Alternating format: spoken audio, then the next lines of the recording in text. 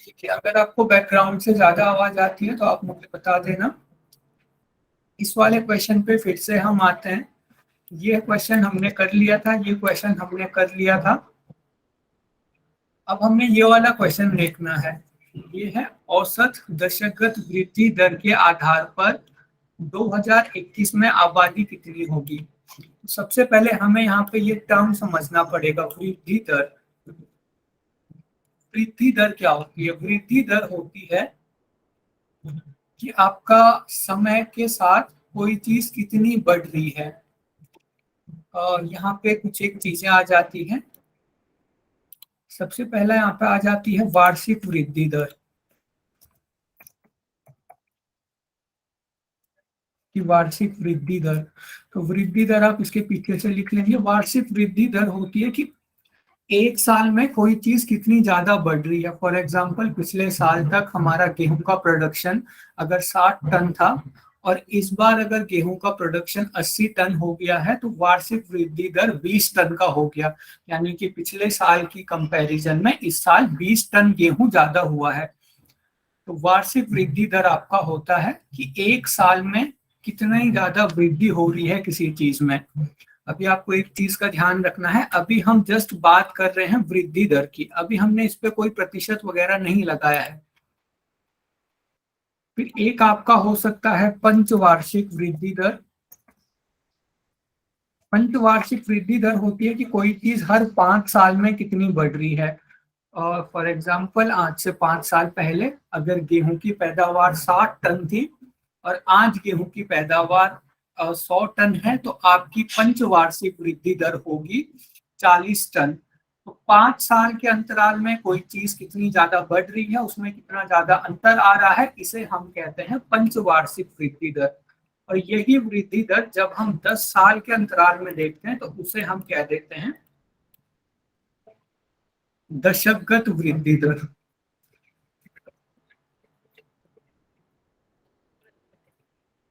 दशकगत वृद्धि दर। तो जो हमारा सेंसस है वो दशकगत वृद्धि दर पे ही आधारित होता है। यानी कि पहले जो जनगणना है वो 2001 में होगी, फिर जनगणना 2011 में होगी, फिर जनगणना 2021 में होगी। एंड उसी के आधार पे ये देखा जाता है कि जनसंख्या में कितनी दशकगत वृद्धि दर देखने को मिल रही है। तो वृद्धि दर आप सभी लोगों को समझ में आया? जी सर। जी। ठीक है, तो ये था आपकी नॉर्मल वृद्धि दर। लेकिन अब हम बात करते हैं, एक और तरीके से क्वेश्चन आ सकता है, वो आता है आपका वृद्धि दर प्रतिशत।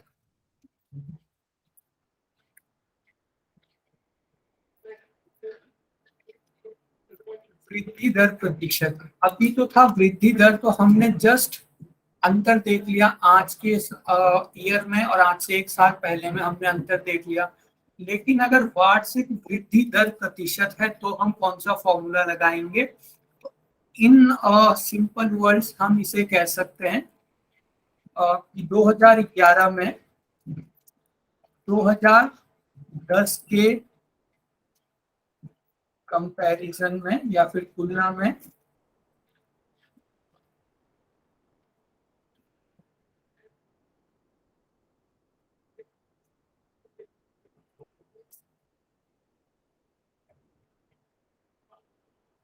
वृद्धि हुई। और यहाँ पे प्रतिशत और आ जाएगा आपका। तो आप लोग देखो, ये जो फॉर्मेट बना है वृद्धि दर प्रतिशत का, वो बिल्कुल वही फॉर्मेट बना है जो हमने प्रतिशत में दूसरा वाला फॉर्मेट देखा था क्वेश्चन का। तो यहाँ पे हम क्या करेंगे, वार्षिक वृद्धि दर निकालने के लिए हम क्या करते हैं, वार्षिक वृद्धि दर के लिए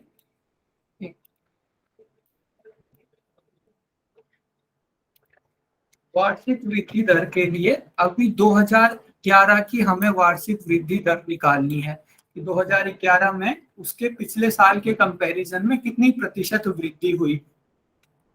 तो हम क्या करते हैं, जब हमें किसी चीज की प्रतिशत वृद्धि, प्रतिशत कमी, प्रतिशत कितना प्रतिशत बढ़ा ये निकालना होता है तो हम क्या करते हैं, पहले दोनों के बीच का डिफरेंस निकालते हैं। 2011 में जो वैल्यू होगी उसको माइनस कर देंगे, उससे माइनस करेंगे 2010 में जो वैल्यू है, और अपॉन में लेके जाएंगे जिस चीज से हम कंपेयर कर रहे हैं।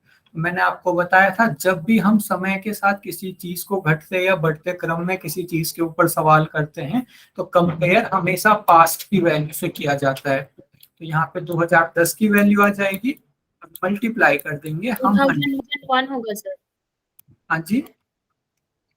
2001 होगा यहाँ पर। अभी मैं आपको वार्षिक वृद्धि दर बता रहा हूँ, अगर ये दशगत वृद्धि दर रहती तो यहाँ पे 2001 आ जाता। फिर वार्षिक वृद्धि दर में जस्ट एक साल में कितनी वृद्धि हुई या फिर एक साल में कितना वृद्धि परसेंट हुआ, तो ये आपका इस तरह से आएगा। और आप सही कह रहे हो, अगर यहाँ पे दशकगत वृद्धि दर रहता तो हम 2011 में फिर देखते कि 2001 से कितनी वृद्धि हुई, और यहाँ पे 2010 की जगह 2001 आ जाता। और सभी लोगों को आया समझ में?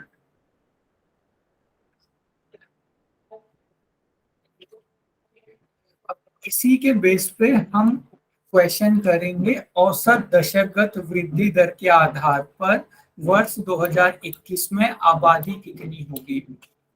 यानी कि अभी हमारे पास कुछ डेटा है, 1951 में आपकी आबादी थी 20, 61 में हो गई 21, 71 में हो गई 24, यानी कि हर दशक में आबादी कुछ ना कुछ बढ़ रही है। तो वो ये आपसे क्वेश्चन कर रहा है कि औसत कितनी आबादी हर दशक में बढ़ रही है, उसके आधार पे 2021 में आबादी कितनी होगी। समझ में आया? यहाँ पे सर इसका एवरेज निकालना होगा ना इसका। हाँ जी, इसके लिए हम क्या करेंगे, पहले आपकी हर दशक में कितनी वृद्धि हो रही है पहले हम उसे देख लेंगे, है ना। उसके बाद उस वृद्धि का प्रतिशत एवरेज निकाल लेंगे और उस एवरेज को इसमें ऐड कर लेंगे, हमें पता चल जाएगा 2021 में कितनी आबादी होने वाली है। समझ आया?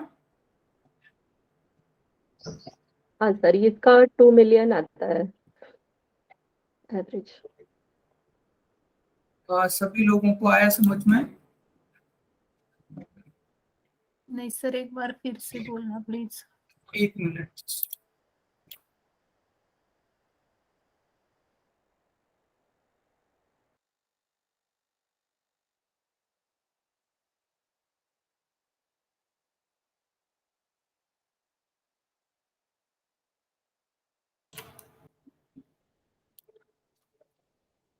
ठीक है, तो ये क्वेश्चन हमसे पूछ रहा है कि आपके पास डेटा है कि हर दशक में हर 10 साल में कितनी आबादी बढ़ रही है। जैसे कि 1951 से 61 के बीच में लगभग 1 मिलियन आबादी बढ़ी, 1961 से 71 के बीच में लगभग 3 मिलियन आबादी बढ़ी, 71 से 81 के बीच में कितनी आबादी बढ़ी, फिर से 3 मिलियन, 81 से 91 के बीच में भी 3 मिलियन आबादी बढ़ी,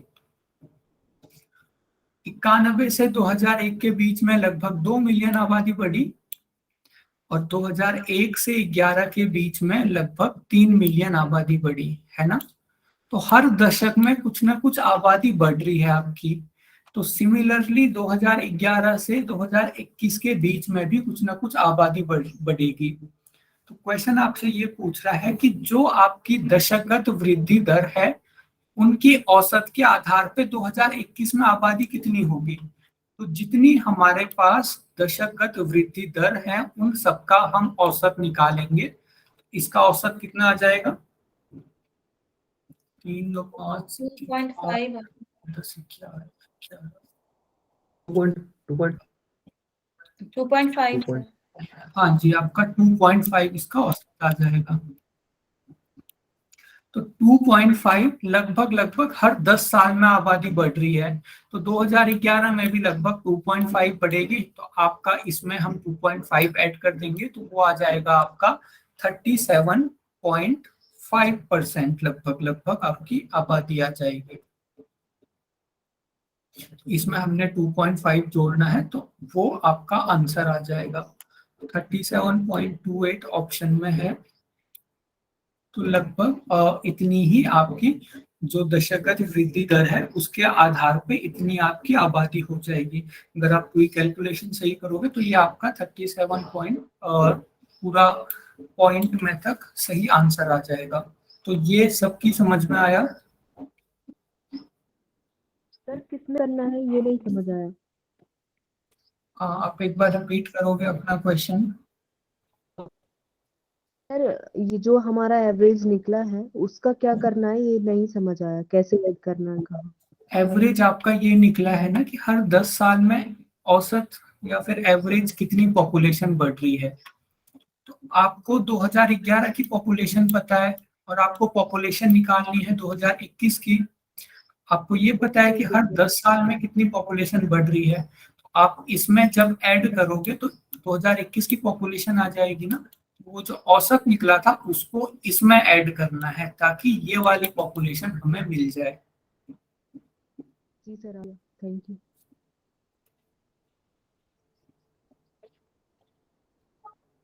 चलिए दूसरे क्वेश्चन पे चलते हैं। दूसरा क्वेश्चन है आबादी की औसत दशक वृद्धि दर क्या है। तो दशक वृद्धि दर आप लोग निकाल लोगे इस फॉर्मूले से।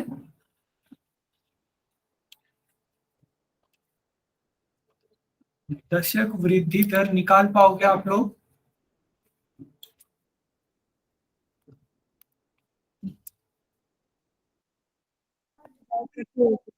लेकिन वो सब में तो अलग अलग हुआ है ना सर, किसी में 2 पॉइंट है, किसी में 3 है, 2.5 और 3 है। आपको एक और चीज का ध्यान रखना है, अभी दशक वृद्धि दर प्रतिशत निकालना है, ठीक है। तो दशक वृद्धि दर प्रतिशत इस ईयर का अलग होगा, फिर उसके बाद इस ईयर का अलग होगा, इस ईयर का अलग होगा, इनका अलग होगा, फिर उसके बाद इसका अलग होगा, इसका अलग होगा। पहले हम सबका दशक वृद्धि दर प्रतिशत निकाल लेंगे इस फॉर्मूले से। उसके बाद जितने हमारे पास दशक वृद्धि दर आएंगे उन सबका हम औसत निकाल लेंगे, तो हमें पता चल जाएगा कि दशक वृद्धि दर प्रतिशत क्या है। एक बार मैं करके बताऊं आप लोगों को? जी सर। जी सर। हाँ जी, तो सबसे पहले देखिए, अगर हम 2011 में दशक वृद्धि दर प्रतिशत निकालेंगे तो 2011 में दशक वृद्धि दर प्रतिशत निकालने के लिए मैंने आपको कहा था उससे 1 साल पुरानी वैल्यू, क्योंकि यहाँ पे दशक है तो 10 साल पुरानी वैल्यूज के बीच का अंतर पहले हम निकालते हैं। तो इनके बीच का अंतर है लगभग 3। अपॉन में हम हमेशा उस वैल्यू को रखते हैं जिससे हम कंपेयर कर रहे हैं। तो जब भी हम टाइम से रिलेटेड कोई क्वेश्चन करेंगे तो पुराने ईयर की वैल्यू को ही हम बेस मानते हैं। तो अपॉन में 32 आ जाएगा और मल्टीप्लाई करेंगे जब हम 100 से, तो ये हमारा 2001 से 2011 के बीच की दशगत वृद्धि दर प्रतिशत आ जाएगी। तो ये आपका लगभग हो जाएगा 332। तो लगभग लगभग ये आपके 9 के आसपास आ जाएगा, 9% के आसपास। ऐसे ही आपने इन दोनों का निकालना है, ऐसे ही इन दोनों का निकालना है, ऐसे ही इन दोनों का निकालेंगे और फिर उन सबका एवरेज निकाल देंगे।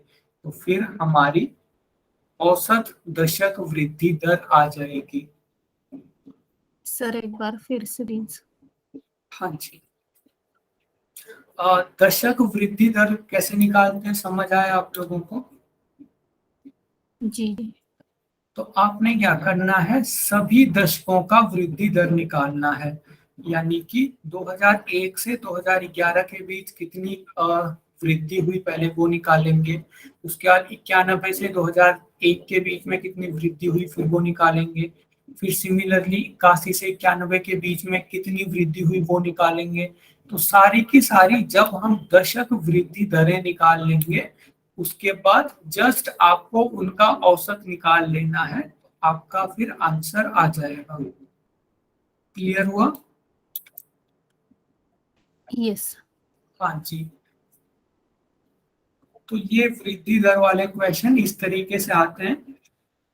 दो मैंने आपको यहाँ पे क्वेश्चन बताए, एक क्वेश्चन होगा जिसमें जस्ट वृद्धि दर लिखा होगा और एक क्वेश्चन होगा जिसमें वृद्धि दर प्रतिशत लिखा होगा।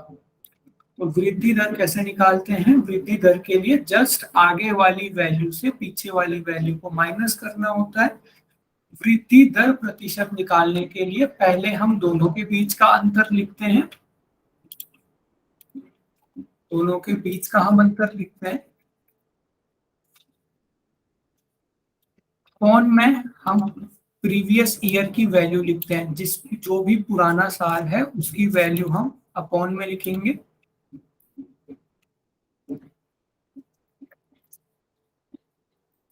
तो अभी हमने क्या, उसी को मैं थोड़ा सा आपको फॉर्मूले के रूप में एक्सप्लेन कर रहा हूँ। अपॉन में प्रीवियस ईयर वैल्यू लिखेंगे और इसे फिर मल्टीप्लाई कर देंगे 100 से।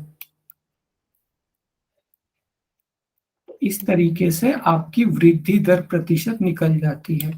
अगर आपके पास एक साल का बस अंतर है तो वो वार्षिक वृद्धि दर प्रतिशत निकल जाएगा। अगर आपके पास 10 सालों का अंतर है तो वो दशगत वृद्धि दर प्रतिशत निकल जाता है। ठीक है, अब हम ये वाला क्वेश्चन करते हैं। 1951 में प्रति व्यक्ति विद्युत की उपलब्धता कितनी थी? तो आप लोग इसे बताइए सॉल्व करके। 1951 में प्रति व्यक्ति विद्युत की उपलब्धता कितनी थी? ये आपका 1951 है, इसे आपने बताना है। यहाँ पे प्रति व्यक्ति कितनी जो विद्युत है वो उपलब्ध थी? 0.5 गीगावाट। 0.5 gigawatt, gigawatt. यानी आपका 500 वॉट आप कह रहे हो।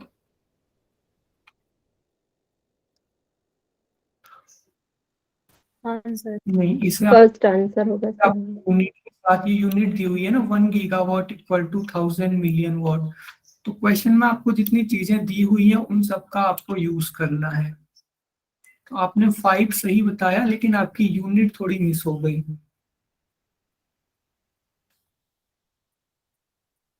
ठीक है, बाकी लोगों ने सॉल्व किया? जी सर 500। हाँ जी, तो बहुत सिंपल क्वेश्चन है ये। ये पूछ रहा है कि 1951 में प्रति व्यक्ति विद्युत की उपलब्धता कितनी थी। तो जो आपका 1951 वाला वर्ष है उसमें 20 मिलियन लोगों के लिए, 20 मिलियन लोगों के लिए कितनी इलेक्ट्रिसिटी है? 10 गीगावाट। तो एक आदमी के लिए कितनी होगी? 10 गीगावाट अपॉन में हम 20 मिलियन। तो कल भी मैंने आपको एक्सप्लेन करके बताया था कि 10 लोगों के पास अगर 100 रुपए हैं तो एक आदमी के पास 100/10 कर देंगे। बिल्कुल वैसे ही 20 मिलियन लोगों के पास 10 गीगावाट एनर्जी थी। 20 मिलियन लोगों के लिए इतनी एनर्जी हमारे पास थी। तो प्रति व्यक्ति यानी एक आदमी के पास कितनी होगी? 10 गीगावाट अपॉन 20 मिलियन। अब ये गीगावाट को अगर हम वॉट में कन्वर्ट करते हैं तो गीगावाट को वॉट में कन्वर्ट करने के लिए हमें 1000 मिलियन से मल्टीप्लाई करना पड़ता है। इसको हम 1000 मिलियन से मल्टीप्लाई करेंगे, ये आपका क्वेश्चन में ही दिया है। अब ये मिलियन से मिलियन कट जाएगा आपका, एक जीरो यहाँ पे से, ये आपका हो गया लगभग 50, और 50 की 10 से मल्टीप्लाई करेंगे तो आपका आंसर आ जाएगा 500 वॉट। समझ आया सभी लोगों को? और एक दो इस तरह के इजी क्वेश्चन आपके डीआई में होते ही होते हैं जिनमें कोई कंसेप्ट नहीं लग रहा है। जस्ट जो हम बहुत छोटी क्लासेस में पढ़ते थे, यूनिटरी मेथड, एक एक नियम वगैरह, वो ही जस्ट इसमें लग रहा है। ठीक है, 60 वाला क्वेश्चन एक बार पढ़ के देखिए कौन कौन इसे सॉल्व कर लेंगे।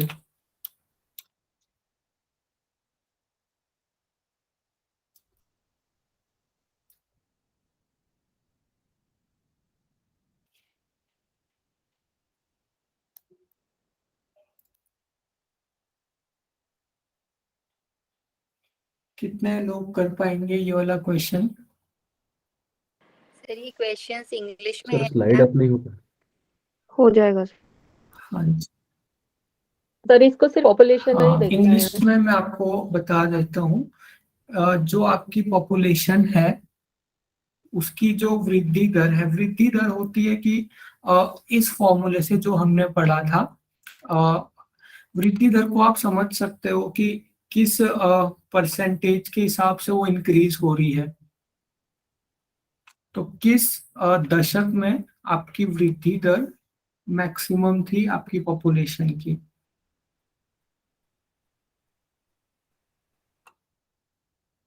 बाकी आपको मैं कोशिश करूंगा इससे रिलेटेड क्वेश्चन भी इंग्लिश में ग्रुप में शेयर करने का, लेकिन मोस्टली जो डीआई के क्वेश्चन है दोनों ही लैंग्वेज में आप लोग कर सकते हो, क्योंकि बहुत ज्यादा जो वर्ड्स हैं वो चेंज नहीं होते हैं।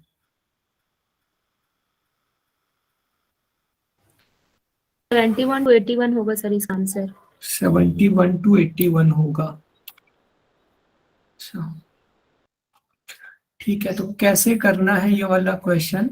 आबादी की सर्वाधिक वृद्धि दर प्रतिशत किस दशक में होगी? तो मैंने आपको वृद्धि दर प्रतिशत निकालना यहीं पे बताया था। ये वाला फॉर्मूला आपको हर दशक में लगा लेना है, जिसमें आपका सबसे ज्यादा आंसर आ जाएगा वही वाला दशक आपका, वही वाला ऑप्शन को आपको टिक करना है। एक बार मैं करके बताता हूँ। 2001 से 2011 की वृद्धि दर प्रतिशत निकालेंगे। मैंने आपको बताया था सबसे पहले दोनों के बीच का अंतर निकालते हैं, यानी कि 3। एक बार पहले कर चुके हैं हम इसे। उसके बाद अपॉन में पिछली वैल्यू को रखते हैं, 32 को रखेंगे, मल्टीप्लाई कर देंगे 100 से। एक ऑप्शन हमारा ये हो गया। दूसरा ऑप्शन है 61 to 71। तो बिल्कुल यही फॉर्मूला 61 और 71 के लिए भी लगेगा। दोनों के बीच का डिफरेंस है 3। अपॉन में क्या आएगा? 21। हाँ जी, क्योंकि हमेशा पिछले साल की वैल्यू को बेस माना जाता है। मल्टीप्लाई कर देंगे 100 से। ये आपका हो गया 2। एंड इसी तरीके से हम ऑप्शन 3 भी करेंगे, इसी तरीके से हम ऑप्शन 4 भी करेंगे। एंड जो सबसे ज्यादा वैल्यू होगी वो हमारा आंसर हो जाएगा। क्लियर हुआ? यस। ओके ठीक है। बाकी जिन लोगों को ये दशकगत वृद्धि दर समझ में नहीं आई, एक बार हम इसकी डाउट वाली क्लास करेंगे, उसमें हम थोड़ी इस चीज को और एक्सप्लेन करने की कोशिश करेंगे, कि मुझे लग रहा है कि काफी लोगों को इसमें प्रॉब्लम आ रही है।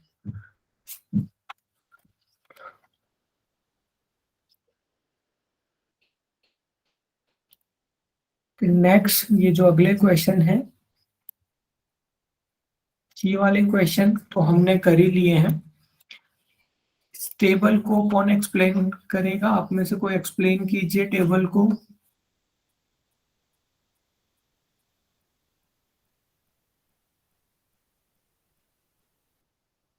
टेबल क्या हमें कहना चाह रही है? टेबल में कौन कौन सी चीजें दी हुई हैं?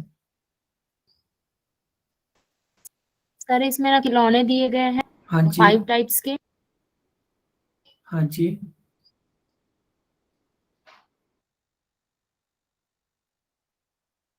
और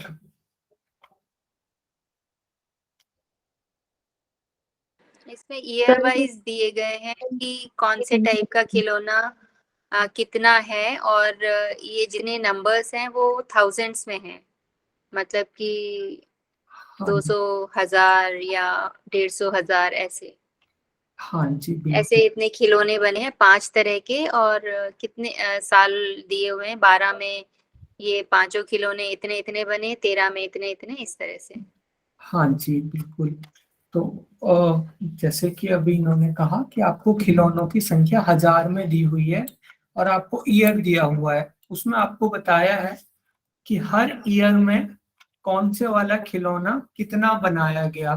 फॉर एग्जाम्पल 2012 में जो एक खिलौना था उसकी जो प्रोडक्शन हुई उसको 200,000 बनाया गया। बी को 150,000, सी को 78,000, डी को 90,000 और ई को 65,000। ये सारे खिलौनों का प्रोडक्शन है 2012 में। इसी तरह 2013 में जो 5 प्रकार के खिलौने हैं वो कितने कितने कितनी संख्या में बने हैं ये हमें टेबल में दिया गया है। तो इस तरीके से आप टेबल को समझ सकते हो।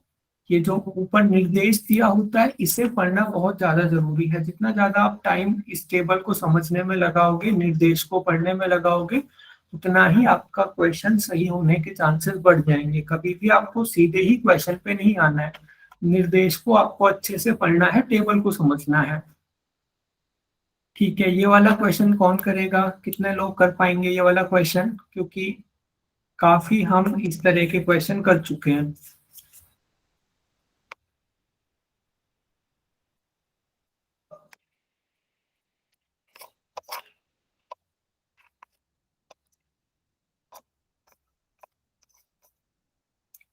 इसमें अपॉन कौन सा वाला वैल्यू लेंगे? अभी ठीक जितना, है। हाँ जी, अपॉन में 105 अभी वाली वैल्यू ही लेंगे ना सर इसमें? क्या कह रहे हो आप? अपॉन में 105 वाली वैल्यू लेंगे ना? 2013 से 2015 कैलकुलेट कर रहे हैं, डी का है तो 2013 से 2000, हाँ, अपॉन में 105 वाली वैल्यू लेंगे। ठीक है, तो जितने लोग अभी जिन्होंने सॉल्व करना शुरू कर दिया है एक बार आप लोग बता दीजिए कितने लोग सॉल्व कर लेंगे ये वाला क्वेश्चन, कितने लोग कॉन्फिडेंट है?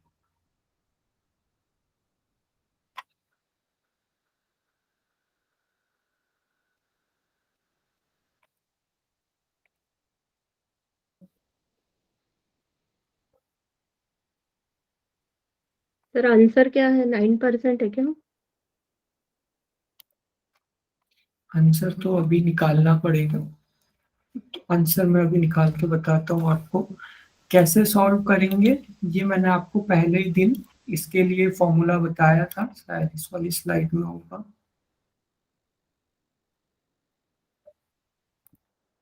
दो तरह के फॉर्मूले मैंने आपको बताए थे। ए बी का कितना प्रतिशत है? आपके पास दो वैल्यूज होती हैं, एक वैल्यू है ए, एक वैल्यू है बी। तो अगर क्वेश्चन आता है कि ए बी का कितना प्रतिशत है, तो उसमें आपको ऊपर रखना है उसको जिसे हम कंपेयर कर रहे हैं। यहाँ पे हम कंपेयर कर रहे हैं ए को और बी से हम कंपेयर कर रहे हैं। अपॉन में आ जाती है वो वैल्यू जिसे हम कंपेयर, जिस चीज से हम कंपेयर कर रहे होते हैं जो हमारा बेस है। मल्टीप्लाई कर देते हैं 100 से। दूसरे जो क्वेश्चन हो गए वो इस तरीके के क्वेश्चन हो गए कि ए बी से कितना प्रतिशत ज्यादा या कम है। इस तरीके के क्वेश्चन में हम दोनों के बीच का डिफरेंस निकालते हैं। अपॉन में लिखते हैं वो वैल्यू जिस वैल्यू से कंपेयर किया जा रहा है, आधार, और मल्टीप्लाई कर देते हैं 100 से। और इसके ऊपर हमने बहुत सारे क्वेश्चन किए थे और वही क्वेश्चन अब आपके इस तरीके से हैं। तो कई बार हो सकता है कि सारे के सारे क्वेश्चन इसी तरीके के आपके आ जाए। तो वर्ष 2013 में जो आपका प्रोडक्शन था डी प्रकार के खिलौनों का वो कितना था? 105। वर्ष 2015 में आपका कितना प्रोडक्शन बढ़ गया? 125। तो मैंने आपको बताया था कि जब प्रतिशत वृद्धि या फिर प्रतिशत कमी होती है तो दोनों वैल्यूज का हम डिफरेंस निकाल देते हैं। तो इन दोनों का डिफरेंस 20 आ जाएगा। अपॉन में हम जिस चीज से कंपेयर करते हैं, तो यहाँ पे दो वैल्यू, दो सन दिए हुए हैं। तो यहाँ पे मैंने आपको बताया था कंपेयर हमेशा पुराने सन से किया जाता है। तो 2013 की वैल्यू हमारी अपॉन में आ जाएगी 105 और मल्टीप्लाई कर देंगे हम इसे 100 से। तो ये लगभग लगभग हमारा हो गया 2000 अपॉन 105। ये आपका हो जाएगा लगभग 19% के आसपास। यस सर 19 आ रहा है। यस हाँ सर जी, तो जो आप 19% हाँ, तो जिन लोगों का 19% आया उनका सही है, जिन लोगों का नहीं आया वो लोग भी इसी तरीके के क्वेश्चन करेंगे। बस ये कंसेप्ट आपको समझ लेना है। दूसरा क्वेश्चन भी हम इसी तरीके से करेंगे। वर्ष 2012 से 2014 तक ए प्रकार के खिलौनों के उत्पादन में कितने प्रतिशत की कमी आई। अब यहाँ पे लिखी कमी है, लेकिन टेक्निक पूरी वही रहेगी कि पहले आपको दो वैल्यूज के बीच का डिफरेंस निकालना है, अपॉन में पुरानी वाली वैल्यू को रखना है और मल्टीप्लाई कर देना है 100 से। तो ये वाला क्वेश्चन भी आप लोग कर लोगे। और ये है सभी प्रकार के खिलौनों के उत्पादन में वर्ष 2015 से वर्ष 2016 तक लगभग कितने प्रतिशत की वृद्धि हुई। तो ये वाला क्वेश्चन कैसे करेंगे? तो सेकंड में 10% आएगा। ओके, सेकंड भी कर लिया आपने। ठीक है, सेकंड भी बाकी लोग करके देख लेंगे इनके अकॉर्डिंग प्रतिशत है। तीसरा क्वेश्चन बताइए, तीसरा क्वेश्चन कैसे करेंगे हम? सर 15 के हर एक इसके वो A to E के एडिशन और 16 के भी एडिशन करके ऊपर जैसा ही करेंगे। हाँ जी, वेरी गुड। आपको क्या करना है, वर्ष 2015 के जितने भी खिलौने थे उन सबको जोड़ लेंगे और वर्ष 2016 के जितने भी खिलौने थे उन सभी को भी जोड़ लेंगे और बिल्कुल इसी फॉर्मूले में हमने रखना है, तो उससे हमारा आंसर फिर आ जाएगा। क्लियर हुआ?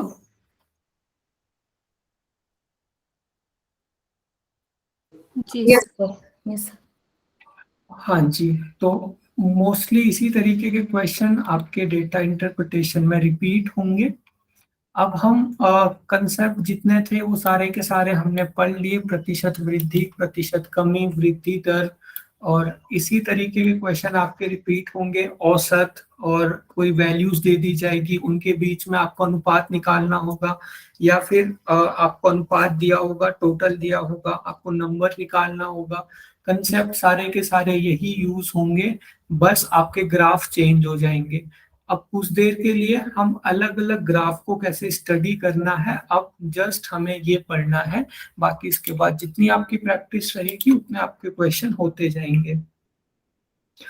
तो इसे हम कहते हैं लाइन ग्राफ।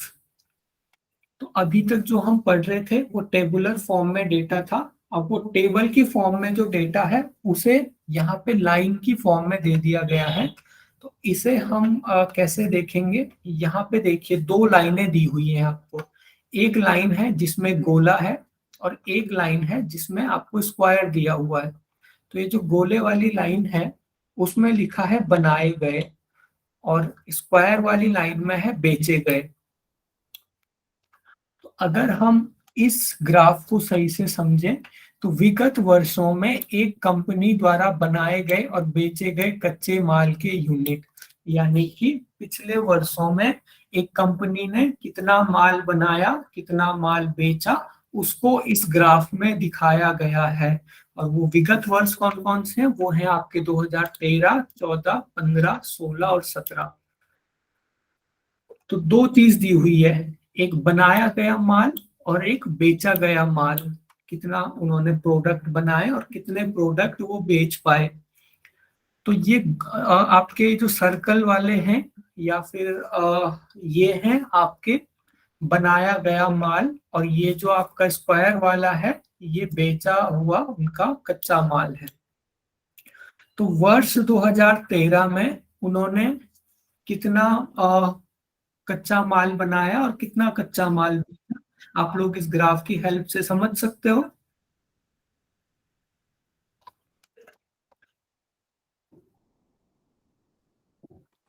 Yes sir. जी हाँ, सर। तो बहुत इजी है, कैसे करेंगे? 2013 से सीधे हम ऊपर चले जाएंगे, तो वहां पे हमें सबसे पहले स्क्वायर मिल रहा है। तो स्क्वायर वाली जो हमारी लाइन थी वो थी कि कंपनी ने कितना माल बेचा। तो स्क्वायर के जस्ट साइड में अगर हम वैल्यू देखेंगे तो वो है लगभग 3.5, यानी कि 2013 में जो आपकी कंपनी थी उसने 3.5 करोड़ जो है वो कच्चा माल आपका बेचा, सेल किया। उसके बाद 2013 में थोड़ा सा हम और ऊपर जाएंगे तो आपको वहां पे गोला मिल जाएगा जो कि हमें बताता है कि कितना कच्चा माल उन्होंने बनाया। तो यहाँ पे आपकी जो वैल्यू आप साइड में देखोगे वो होगी 4.5। तो इस तरीके से आपका डेटा हो गया कि 2013 में अगर हम दो कॉलम बनाएं, ये है कि कितना माल उन्होंने सेल किया और कितना माल उन्होंने बनाया, यानी कि मैन्युफैक्चर को मैं एम लिख रहा हूं और सेलिंग को मैं एस लिख रहा हूं। तो 2013 में कितना उन्होंने कच्चा माल सेल किया? 3.5 करोड़। हाँ जी 3.5। और कितना माल मैन्युफैक्चर किया, बनाया कितना? 4.5। 4.5। हाँ जी, तो ये आपका डेटा होगा टेबुलर फॉर्म में ही, लेकिन उसे जस्ट इस तरीके से उन्होंने दिखाया है। ठीक है, अब कोई और बताएगा 2014 में कितना माल कंपनी ने बेचा और कितना माल बनाया? बनाया 5 और बेचा 4। हाँ चार जी, सर बेचा। बनाया 5 और बेचा 4। 2015 में भी ऐसे ही देख लेंगे, बचे हुए लोग बताएंगे। 2015 में 5 सर बेचा हाँ जी, और बनाया सर बनाया 5.5। 5.5। 5.5। अब कई बार हो सकता है कि आपको यहाँ पे जस्ट 5 और 6 के बीच में ये आपका 5 है और ये आपका 6 है और जस्ट एक डॉट दिया हुआ है, तो ये जो डॉट होगा ये होगा 5.5। अच्छा 5.1 1 पकड़ना है कि 5 से उसको फिर उसको नीचे वाले से 0.5 ज्यादा हो जाएगा इन दोनों के बीच में, है ना। लेकिन अगर ये 5.5 और 5 के बीच में एक और डॉट रहता है तो ये आपका कितना हो जाएगा? 5.25। जैसे ये है ना आपका 5 और 6 के बीच में यहाँ पे डॉट लगा है, तो ये आपको पता चल गया 5.5 है। अब अगर इसके नीचे एक और डॉट यहाँ पे लगा रहता तो वो हमारा कितना हो जाता? 5.25। ठीक है, और 5.5 और 6 के बीच में अगर डॉट रहता तो वो कितना हो जाता? क्या सर 1.75। 0.5। 5.5 और 6 के बीच में अगर हमारा एक और डॉट रहता वो कितना हो जाता? 5.75। 5.75। तो इस तरीके से ये वैल्यू लिखी होती है। बाकी जिन लोगों को समझ में नहीं आया एक और बार उनको थोड़ा सा और इजी करके मैं एक्सप्लेन करने का ट्राई करता हूँ। आपकी दो इस तरीके से वैल्यू बढ़ रही है, ये यहाँ पे की वैल्यू है 5, यहाँ पे की वैल्यू है 6। ठीक है, तो अगर इन दोनों के बीच में हम एक कोई पॉइंट ले लें, इन दोनों के बिल्कुल बीच में, तो वो पॉइंट कितना होगा उसको कैसे निकालते हैं हम? अब यहाँ पे तो दोनों के बीच में अंतर 1 है, कई बार हो सकता है इन दोनों के बीच में अंतर 2 हो या फिर अंतर 3 हो। जितना भी दोनों के बीच में डिफरेंस है उसको हम डी मान लेते हैं। तो यहाँ पे कितना होगा फिर डिफरेंस? फॉर एग्जांपल 5 और 6 के जो वैल्यू है उसके बीच में डिफरेंस डी है, तो 5 और ये जो बीच की वैल्यू है इसके बीच में डिफरेंस d/2 हो जाएगा, होगा। Yes sir. हाँ जी, और यहाँ पे भी डिफरेंस d/2 हो जाएगा। लेकिन अगर हम ये जो d/2 डिफरेंस था इसके बीच में अगर हम एक और वैल्यू यहाँ पे ले लेते हैं, तो पहले से ही ये d/2 था, इसको हम और आधा करेंगे तो यहाँ पे डिफरेंस कितना हो जाएगा? d/4। तो यहाँ पे एक एक के बीच में डिफरेंस आपका d/4 हो जाएगा। तो आपको ये याद रखना है, अगर आप इस तरीके से समझ रहे हो तो आप इस तरीके से समझोगे, और अगर आपको इस तरीके से टफ लग रहा है तो आप फिर जस्ट उसे याद भी कर सकते हो कि दो वैल्यूज के बीच में जस्ट आधी वैल्यू हो जाएगी, उनके बीच में और आधी वैल्यू हो जाएगी। इस तरीके से भी आप समझ सकते हो। ठीक है, 2016 में बताइए।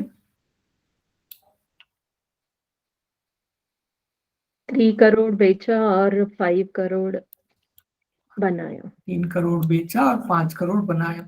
तो इस तरीके से अगर आप इस ग्राफ को समझ लेते हो, जो कि बहुत इजी है समझना, तो फिर आप इस तरीके से इन क्वेश्चन को कर सकते हो। ये आपका क्वेश्चन है, विगत वर्षों में बेचे गए यूनिटों की औसत संख्या कितनी है। तो कर लोगे ये वाला क्वेश्चन आप लोग।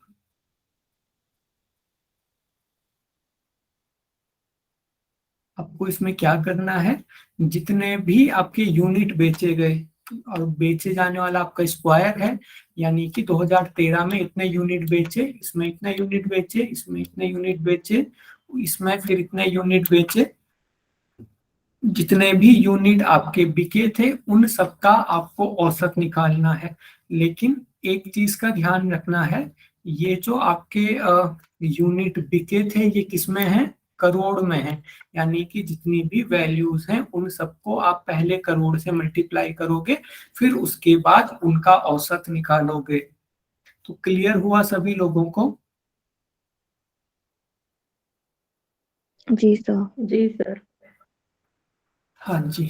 तो बाकी सारे क्वेश्चन आपके उसी तरीके से रहेंगे जिस तरीके के क्वेश्चन हम करते आए हैं। आपको एक भी क्वेश्चन डिफरेंट नहीं मिलेगा कि कुछ अलग फॉर्मूला या फिर कुछ अलग कंसेप्ट है। जस्ट चीजों को यहाँ पे घुमाया गया होगा। 2015 में बनाए गए और बेचे गए यूनिटों की संख्या के बीच का अंतर का वर्ष 2016 में बनाए गए और बेचे गए यूनिटों की संख्या के बीच के अंतर से क्रमशः क्या अनुपात है। तो इसमें क्वेश्चन को और थोड़ा सा घुमा दिया है। इसमें आपसे पूछ रहा है,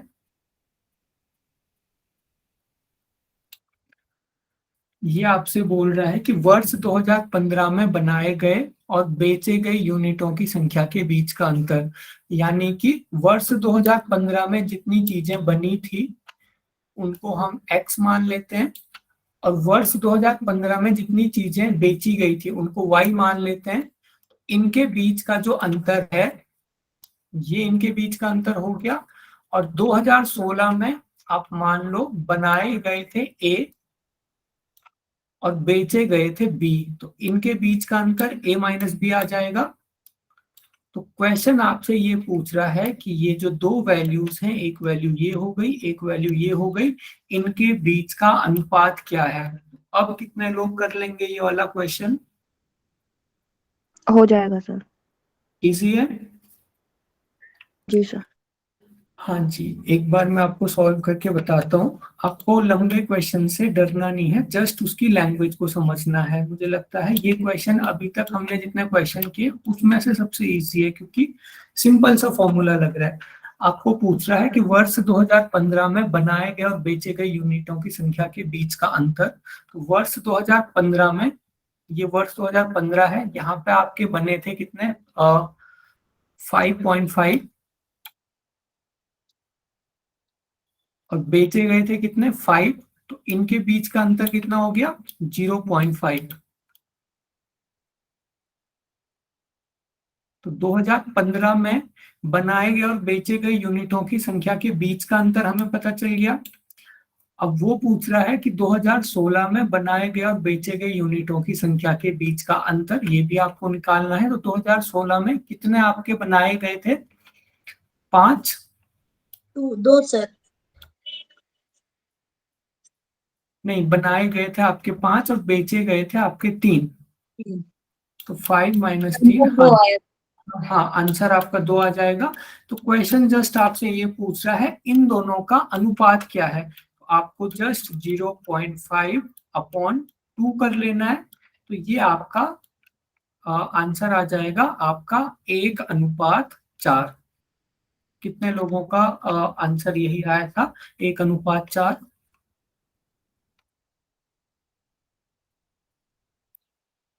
देखिए जितने लोग इसे सॉल्व नहीं कर पाए थे तो आप इसे इस तरीके से सॉल्व कर सकते हो।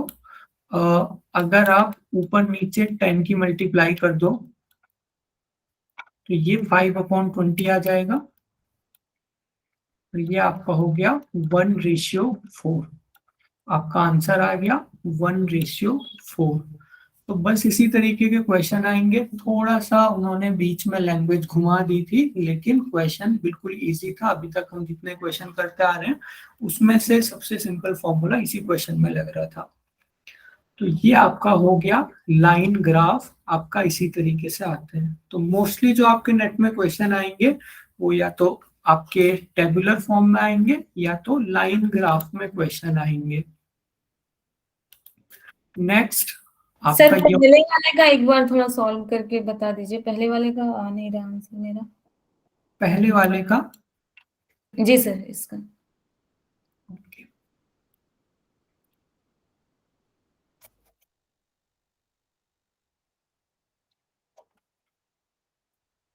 तो आपको विगत वर्ष में बेचे गए यूनिटों की औसत संख्या निकालनी है। तो आपको सबसे पहले विगत वर्ष में सारी पहले यूनिट कितनी बेची गई ये पता होनी चाहिए। तो आपके 2013 में कितनी बेची गई थी, वो है आपकी टोटल 12 आया है। 3.5। टोटल कितना आया? 12 सर, बेचा गया टोटल 12 आया। टोटल 12 आया आपका।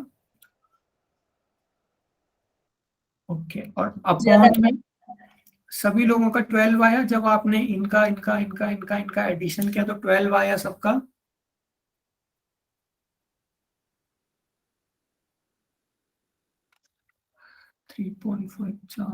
ऐसा ज्यादा आएगा 23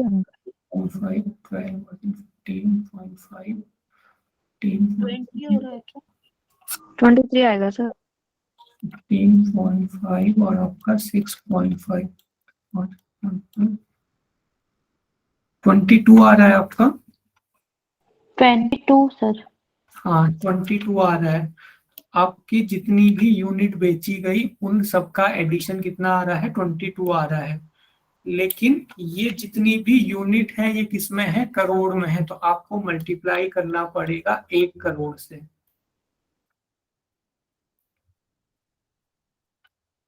ये आपका लाख हो गया, ये 10 लाख और ये आपका करोड़ हो गया।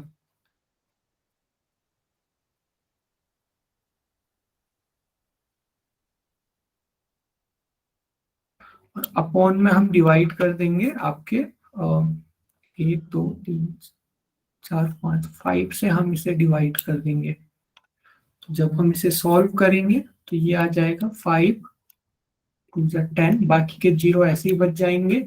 तो ये हो जाएगा 22 2 44, बाकी के 0 इसके पीछे लग जाएंगे 1 2 3 4 5 6। तो 6 0 जिसमें है वो आपका आंसर होगा। 1 2 3। बराबर है। हाँ जी, ओके सर, ये कंफ्यूजन ठीक है हाँ सर। क्योंकि इसमें करोड़ में है ना, इसलिए आपको 1 करोड़ से मल्टीप्लाई करनी पड़ेगी। अब आप इसको सबको ऐड करने से पहले भी सबको करोड़ से मल्टीप्लाई करके फिर जोड़ सकते थे, या फिर आपने पहले जोड़ लिया फिर करोड़ से मल्टीप्लाई कर ली। तो दोनों तरीके से आप कर सकते थे। पहले वाले से थोड़ा आपको लेंदी पड़ जाता, दूसरे वाले से आपको इजीली हो जाएगा। ठीक है, नेक्स्ट ये जो ग्राफ है ये हमारा है, इसे हम बार ग्राफ कहते हैं। बार मीन्स छोटे इसमें एक बार टाइप के शेप बने हुए हैं, तो इसीलिए हम इसे बार ग्राफ कहते हैं। इसको कैसे रीड करना होता है? इसमें 2 एक्सिस होती हैं। एक एक्सिस आपकी एक्स एक्सिस होगी, एक एक्सिस आपकी वाई एक्सिस होगी। एक्स एक्सिस में कुछ आपके कुछ वैल्यूज दी होंगी और वाई एक्सिस में भी कुछ वैल्यूज दी हुई होती हैं। आपने जस्ट उनको इंटरसेक्ट करना है। जैसे आपके एक्स एक्सिस में दिए हैं मंथ ऑफ द ईयर, और ये जो आपका ग्राफ है ये बता रहा है कि आपके साल के किस महीने में कितनी बसेस का निर्माण हुआ, कितनी बसेस का मैन्युफैक्चर किस महीने में कितनी बसें बनी। ये ग्राफ आपको ये बता रहा है। तो जैन में आपकी 600 बसेस बनी, फेब में आपकी 800 बसेस बनी, मार्च में आपकी 1000 बसेस बनी, अप्रैल में आपकी 1200 बसेस बनी, मई में आपकी 1400 बसेस बनी, जून में आपकी 1600 बसेस बनी, जुलाई में आपकी 1800 बसेस बनी और अगस्त में भी आपके 1800 ही बसेस बनी। तो इस तरीके से हम बार चार्ट को भी समझ सकते हैं। तो ये भी सभी को समझ में आया? किसी को कोई कंफ्यूजन है इसमें? No sir. और क्वेश्चन इससे बिल्कुल वही क्वेश्चन आएंगे जो हम अभी तक करते आए हैं, जैसे कि मार्च में बनने वाली बसेस अप्रैल में बनने वाली बसेस का कितना प्रतिशत है, या फिर मार्च में जून से कितनी प्रतिशत बसेस ज्यादा बनी, या फिर जितने आपके महीने हैं उनमें औसत बसेस कितनी बनी। क्वेश्चन आपके इसी तरीके के रिपीट होंगे। तो जस्ट आपको जिस चीज पे टाइम देना है वो है जो कंसेप्ट हमने पहले 2-3 क्लासेस में किए। उसके बाद ग्राफ को समझना बहुत ज्यादा इजी है और फिर आपको प्रैक्टिस करनी है। तो कल मैंने आपको जो एक पीडीएफ भेजी थी उसमें मोस्टली सारे के सारे प्रीवियस ईयर क्वेश्चन थे। तो एक तो आपको वो सॉल्व करनी है, आपको टाइम मिलता है तो आप और ज्यादा क्वेश्चन सॉल्व कीजिए। जितने ज्यादा आप क्वेश्चन सॉल्व करते जाओगे उतने ही फिर आपको आपका कॉन्फिडेंस इसमें बढ़ता जाएगा।